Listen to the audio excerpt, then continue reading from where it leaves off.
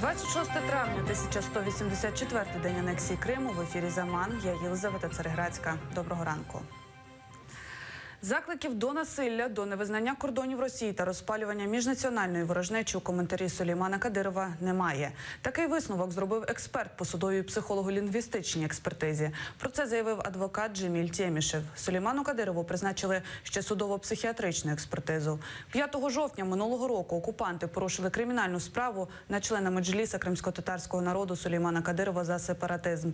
Нібито він закликав до порушення територіальної цілісності Російської Федерації на своїй сторінці у соцмережі. Його внесли до переліку екстремістів та заблокували банківські рахунки. Эксперт дал однозначный ответ о том, что в данном комментарии не имеется призывов, направленных на разжигание межнациональной розни. Также там не имеется призывов к насилию. Эксперт также указал, что в данном комментарии не имеется призывов, направленных на нарушение территориальной целостности Российской Федерации, непосредственно в самом комментарии. У зоні АТО бойовики обстріляли з забороненої мінськими домовленостями зброї житловий сектор міста Красногорівка Донецької області. Пошкоджені місцева лікарня і декілька житлових будинків. Через обстріли та руйнування лікарня деякий час не зможе працювати в повному обсязі та надавати допомогу мешканцям Красногорівки та сусідніх населених пунктів. В результаті бойових дій минулої доби 5 військовослужбовців Збройних сил України зазнали поранень. Двічі вчора загарбники також били і по житлових кварталах. Найбільша кількість порушень бойовиками тиші, майже 30 обстрілів, зафіксовано на Приазов'я.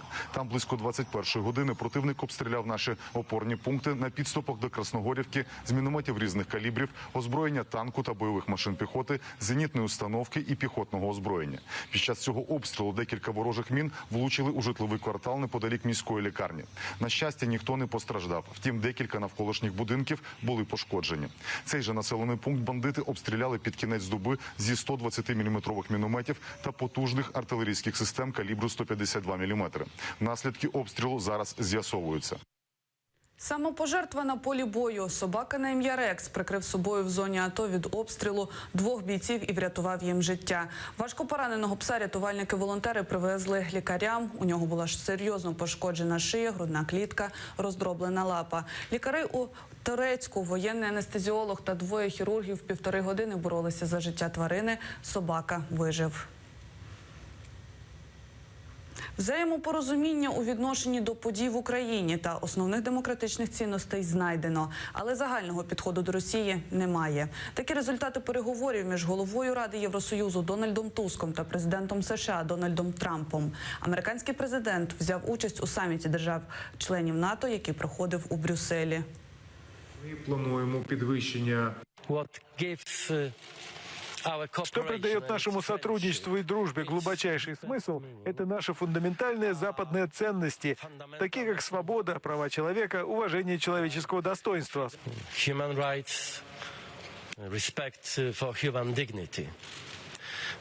Самая большая задача сегодня – это консолидация всего западного мира вокруг этих ценностей, а не только интересов. Боротьба за Крим. Конференція з такою назвою пройшла у Стамбулі в спільноті освіти, культури та стратегічних досліджень «Урал». Доктор економічних наук та громадський діяч Кутлук Каган-Сюмер виступив з лекцією, в якій розповів не тільки про історію кримських татар, але й про сьогоднішній стан речей в окупованому Криму. Для багатьох учасників конференції інформація про переслідування корінного народу Криму була откровенням. Ми повинні розповідати про боротьбу кримських татар не тільки кримським татарам в діаспорі, але й іншим людям та організаціям в Туреччині. До окупації півострова ці конференції були про депортацію та боротьбу народу за повернення на батьківщину. Мабуть, з такими темами я вже виступив більше, ніж 1000 разів. Кожен тиждень ми присвячуємо якомусь тюркському народу. На подібних конференціях намагаємося розповідати слухачам про економічні та політичні ситуації цих народів на сьогоднішній день.